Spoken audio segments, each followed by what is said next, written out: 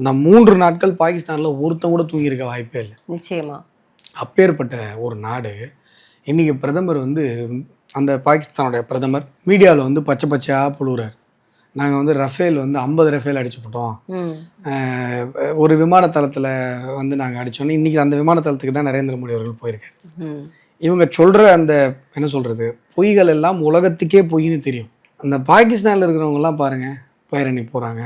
அதாவது உலகத்தினுடைய ஒரு கேவலமான தேசம் பாகிஸ்தானில் இருக்கிறவங்களுக்கே அந்த நாட்டின் மீது கொஞ்சம் நாட்டுப்பற்று இருக்குன்னும் போது உலகத்தினுடைய உன்னதமான தேசத்தில் பிறந்துட்டு இப்படி கொஞ்சம் கூட நாட்டுப்பற்று வேணாம், நன்றி உணர்வு வேணுமா வேணாவா?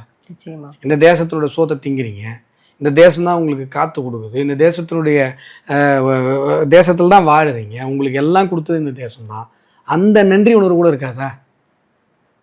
அதை தான் நாங்கள் ஜோதிமணிகிட்ட எதிர்பார்க்குறோம். தேச உணர்வுலாம் எதிர்பார்க்கல, கொஞ்சம் நன்றி உணர்வு.